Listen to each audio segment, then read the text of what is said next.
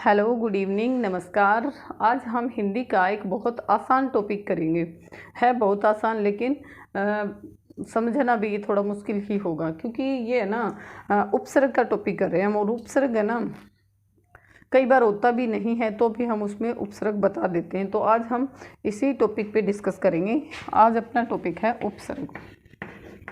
ये सभी को पता है कि शब्द के आरंभ में लगने वाले शब्द जो होते हैं वो उपसर्ग होते हैं, पीछे लगने वाला प्रत्यय होता है। इस पे हम ये ज़्यादा डिटेल से नहीं करेंगे। तो उपसर्ग होते हैं वे शब्दांश जो शब्द के आदि में, आरंभ में, जैसे एक शब्द है हार, तो इसके आरंभ में आगे इसके प्र उपसर्ग लगा देते हैं तो प्रहार बन जाता है। इसी शब्द के आगे आ उपसर्ग लगा देते हैं तो आहार बन जाता है। जैसे प्रति उपसर्ग लगा दिया तो प्रतिहार हो जाएगा। तो देखो, आरंभ में लगने के बाद इसके अर्थ में भी परिवर्तन हो जाता है। तो ये क्या होते हैं? उपसर्ग होते हैं। उपसर्ग आगे लगते हैं, प्रत्यय पीछे लगते हैं। ये सामान्य बात है, सभी को पता है। अब हम पढ़ रहे हैं संस्कृत के उपसर्ग। संस्कृत में 22 उपसर्ग होते हैं। संस्कृत के उपसर्ग 22 है। तो अब इनको हम याद भी करेंगे, थोड़ी सी मेहनत लगेगी, याद भी हो जाएगा। जैसे अति, अधि, अनु, अप, अभि, अपि, अव, आ, निर, निस, प्र, प्रा, प्रति, प्रति, वि, सम, सु, ये 22 के 22 उपसर्ग है। 3-4 बार बोलेंगे तो याद हो जाएगा। तो मैं लिख देती हूँ, आप इसको नोट डाउन कर लेना। अति, अधि, अनु, अप, अपि, अव, आ, उत, उप, नि, निर, निस, दुर, दुस, दुर, दुस, प्र, परा, प्रति, प्रि, प्र, प्रा, परि, प्रति, परि, प्रति, वि, सम, सु। ये देखो, ये 22 के 22, 1 2 3 4 5 6 7 8 9 10 11 12 13 14 15 16 17 18 19 20 21 22, 22 के 22 उपसर्ग कंप्लीट है इसमें। तो बार बार पढ़ेंगे। अति, अधि, अनु, अप, अभि, अव, आ, उत, उप, नि, निर, निस, दु, दुर, दुस, प्र, प्रा, प्रति, वि, सम, सु। ये 3-4 बार पढ़ोगे तो याद भी हो जाएगा। तो ये है संस्कृत के उपसर्ग। अब एक बात इसमें नोट करनी पड़ेगी कि सभी में जो मात्राएं है वो छोटी है, बड़ी नहीं है। सभी में मात्राएं क्या है?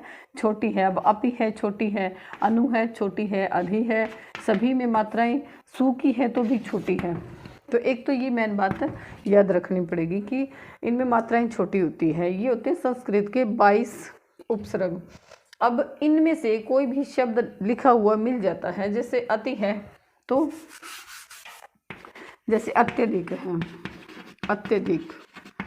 अब इसमें मूल शब्द हमें अलग करने के बाद जो बचता है वो उपसर्ग है। तो देखो, अत्यधिक है तो अति जमा अधिक है, और ये निकला है अपना यण संधि के माध्यम से।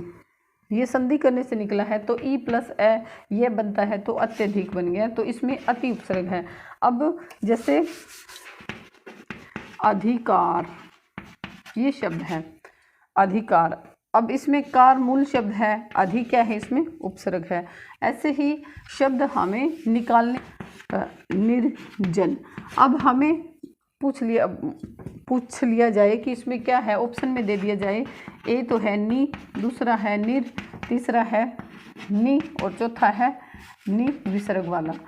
तो इनमें से अब जब हमें ये पता है कि ये तो होता ही नहीं है उपसर्ग, ना ये उपसर्ग है ना ये उपसर्ग है, तो उपसर्ग क्या रह जाएगा? निर।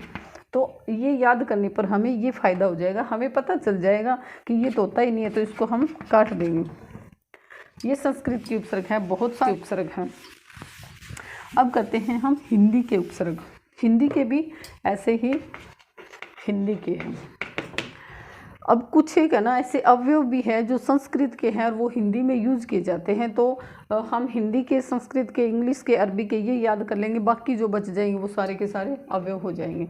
तो हिंदी के हैं उपसर्ग ए, अन, कु, दु, आओ, ए, अन, कुद्दू, नी, आओ, भर, नी, औ, भरसु,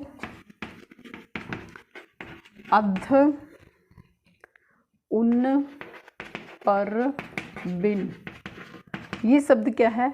1 2 3 4 5 6 7 8 9 10 11 12, ये क्या है? हिंदी के उपसर्ग हैं। इनके अलावा यानी अब जैसे कुपुत्र है, कुपुत्र, एक बार कंपटीशन एग्जाम में ये भी आया था कि इनमें से जो कौन से HSSC में आया था कि एक शब्द आया था खुश मिजाज, खुश मिजाज। तो हमसे ये पूछ लिया गया कि इसमें उपसर्ग, उर्दू का उपसर्ग कौन सा है। 4-5 नाम दे दिया गया और पूछ लिया गया उर्दू का उपसर्ग कौन सा है। तो अगर हमें याद होगा, हिंदी में देखो खुश है ही नहीं, तो ये हिंदी का नहीं है। तो हमें इस प्रकार से ही याद करना पड़ता है। जैसे भरसक हो गया, भरपेट हो गया, भरपेट है। अब हमें पहले तो ये पता होना चाहिए कि ये भरपेट, ये उपसर्ग लगा हुआ है भर, लेकिन ये किस भाषा का उपसर्ग है। तो हमें पता है कि हिंदी में भर आया है, तो भर क्या है? हिंदी का उपसर्ग है, न कि ये अरबी या फारसी का। जैसे बिन है तो बिन ब्याहे। अब उन है, ये 59 भी आया था एक बार, 59, तो 59, तो ये आया था। तो ये उन जो उपसर्ग है ये किसका है? ये हिंदी भाषा का है। तो ये 3-4 बार आप पढ़ लेना कि ए अन कुद्दू नी औ भरसु सम भरसु अध उन पर बिन, ये हिंदी के उपसर्ग हैं। अब है हिंदी के अलावा अरबी के, अरबी फारसी के उपसर्ग। तो अरबी फारसी के भी बहुत आसान होगा, 2-3 बार अगर हम इनको पढ़ते हैं, याद करते हैं तो याद हो जाता है। जैसे कम, खुश, गैर, ना, ब, बा, बद, बे, बिला, ला, सर, हम, हर। ये क्या है? ये अरबी के उपसर्ग हैं, अरबी फारसी के उपसर्ग हैं।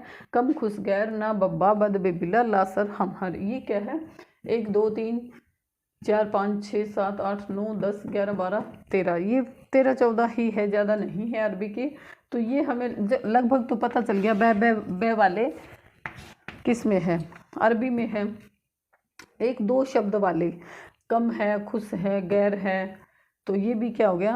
हर है, हम है। जैसे हम सफ़र, हर कदम, तो ये क्या है? अरबी के उपसर्ग हैं। ये भी हमें याद रखना। जैसे कमज़ोर, खुश मिजाज, गैर जिम्मेवार, ना वो हम सफ़र हो जाएगा, हरदम हो जाएगा। ऐसे ये अरबी के हो गए। अब है अंग्रेजी के, इंग्लिश के हमें पता है, अंग्रेजी के उपसर्ग ये हम वैसे समझ जाते हैं क्योंकि हमें पता होता है ये तो थोड़ा बहुत। जैसे हेड है, हेड ऑफिस है, हेड क्वार्टर है, हेड है, चीफ है, हेड, चीफ, वाइस, तो ये शब्द हमारे पकड़ में आ जाता है, ये अंग्रेजी के होते हैं। इनके अलावा कुछ के अवयव होते हैं जो संस्कृत के अवयव है, जो हिंदी में उपसर्ग की तरह प्रयुक्त होते हैं, लेकिन वो उपसर्ग नहीं होते हैं।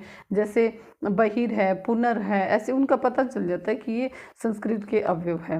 तो हमने पढ़ा है उपसर्ग। उपसर्ग वे शब्दांश जो वाक्य के शब्द के आदि में लग करके शब्द का अर्थ परिवर्तन कर देते हैं। तो आशा करूँगी आपको ये वीडियो हेल्पफुल लगी होगी। तो अगर मेरी वीडियो पसंद आई हो तो इसे लाइक, शेयर एंड कमेंट ज़रूर करें। Thanks, have a good day.